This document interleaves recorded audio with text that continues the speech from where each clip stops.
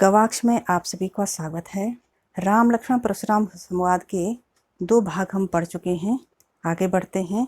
जब परशुराम जनक की सभा में अपना और अपने फरसे का वर्णन कर रहे थे, तब बिहसी लखनु बोले मृदुबानी, अहो मुनीसु महाभट मानी।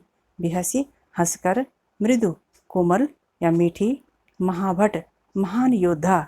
बिहसु लखन बोले मृदुबानी, लक्ष्मण हंसते हुए कोमल वाणी में कहने लगे, ओहो मुनीसु महाभट मानी, हे मुनिश्रेष्ठ, आप स्वयं को महान योद्धा मानते हैं। पुनि पुनि मोहि देखाओ कुठारो, चाहत उड़ावन फूकी पहाड़ो। पुनि पुनि में प्रयुक्त प्रकाश अलंकार है और चाहत उड़ावन फूकी पहाड़ो, फूंक मारकर पहाड़ उड़ाना मुहावरे का प्रयोग है, अर्थात असंभव कार्य करना। तो पुनि पुनि अर्थात बार बार, कुठारो कुल्हाड़ा, पहाड़ो पहाड़। तो पुनि पुनि मोहि दिखाओ कुठारो, बार बार मुझे कुल्हाड़ा दिखाते हैं। चाहत उड़ावन फूकी पहाड़ो, परशुराम के फरसे को लक्ष्मण कुल्हाड़ा कहा गया है। लगता है आप फूंक मारकर पहाड़ उड़ाना चाहते हैं, अर्थात आप मुझे भयभीत करना चाहते हैं। यह तो असंभव है। यहाँ कुमड़ बतिया को नाही, जे तर्जनी देख मर जाही। कुमड़ बतिया छुई मुई का पौधा, जो उंगली के स्पर्श मात्र से मुरझा जाता है। तर्जनी अंगूठे के पास की अंगुली, जिससे दूसरे को डराया जाता है। तो यहाँ कुमड़ बतिया को नाही, यहाँ कोई कुमड़े की बतिया नहीं है, अर्थात मैं कोई छुई मुई का पौधा नहीं हूँ। जे तर्जनी देख मर जाही, जो तर्जनी उंगली के स्पर्श से ही मुरझा जाए, नष्ट हो जाए, अर्थात आपके डराने से मैं डरने वाला नहीं हूँ। देखी कुठार सरासन बाना, मैं कछु कहा सहित अभिमाना। तो कछु कहा में अनुप्रास अलंकार है। कुठारो फरसा, सरासन धनुष, बाना बाण। तो देखी कुठारो सरासन बाना, आपके पास फरसा धनुष और बाण देखकर, अर्थात आपको अस्त्र शस्त्रों से सुसज्जित देखकर, मैं कछु कहा सहित अभिमाना, मैंने भी अभिमान से कुछ कह दिया, अर्थात आपको योद्धा समझकर अभिमान भरी बातें कह दी। भृगुसुत समझ जनेऊ बिलो की, जो कुछ कहूँ सहु ऋषि रोकी।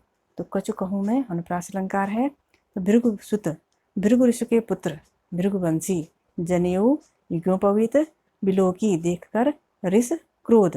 तो भृगुसुत समझ जनेऊ बिलोकी, जब मैंने जाना कि आप भृगुवंशी ब्राह्मण हैं और यज्ञोपवीत धारण किए हुए हैं, तो जो कुछ कहूँ सहु ऋषि रोकी, आपने मुझे जो कुछ भी कहा, मैंने अपना क्रोध रोकर उसे सहा। सुर महिसुर हरिजन और गाई, हमारे कुल इन पर न सुराई। सुर देवता, महिसुर ब्राह्मण, हरिजन ईश्वर भक्त, गाय गाय, कुल वंश रघुवंश या रघुकुल, सुराई वीरता दिखाना। सुर महिसुर हरिजन और गाई, हमारे कुल इन पर न सुराई। तो हमारे कुल रघुकुल की यह विशेषता है कि इसमें सुर देवता, महिसुर ब्राह्मण और हरिजन ईश्वर भक्त और गाय गाय, इन पर वीरता नहीं दिखाई जाती, अर्थात इनसे न तो युद्ध किया जाता है और न इन्हें मारा जाता है, क्योंकि बधें पाप अपकीरति हारे, मारत हूँ पाप परिय तुम्हारे।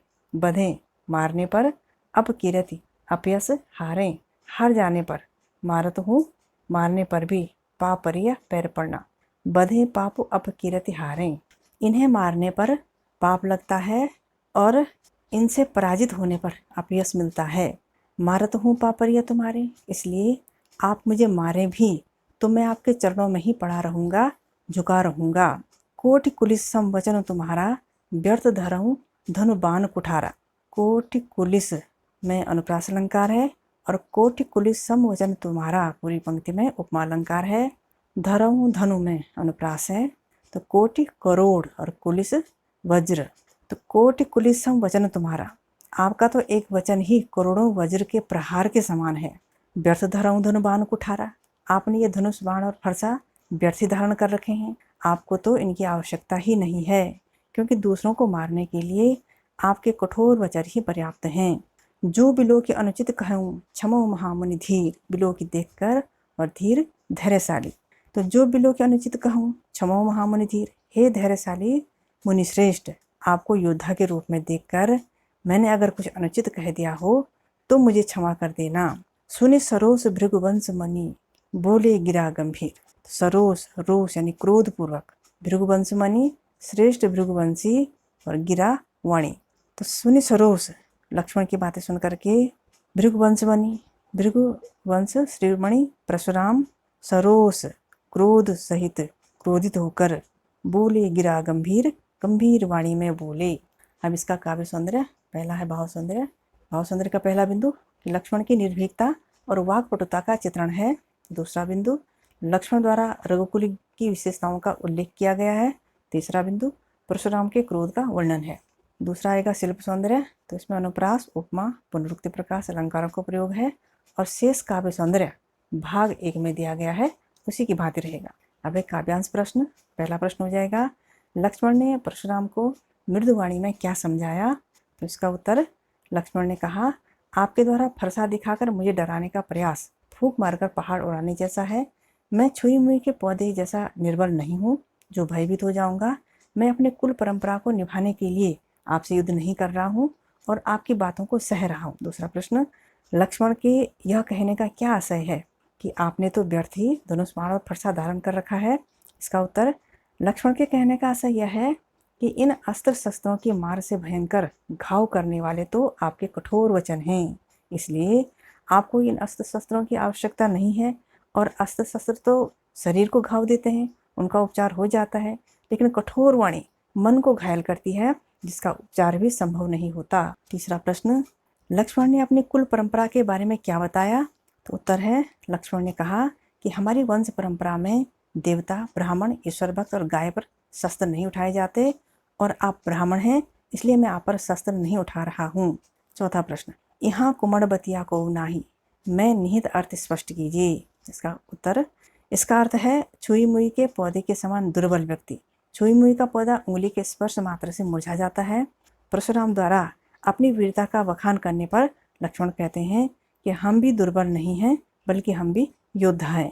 पांचवा प्रश्न, कोटि कुली सम वचन तुम्हारा व्यर्थ धर्म धन बाण कुठारा मैं निहित अर्थ स्पष्ट कीजिए। इसका उत्तर, यहाँ लक्ष्मण परशुराम से कहते हैं कि आपका एक वचन ही करोड़ों वज्रों की मार के समान है।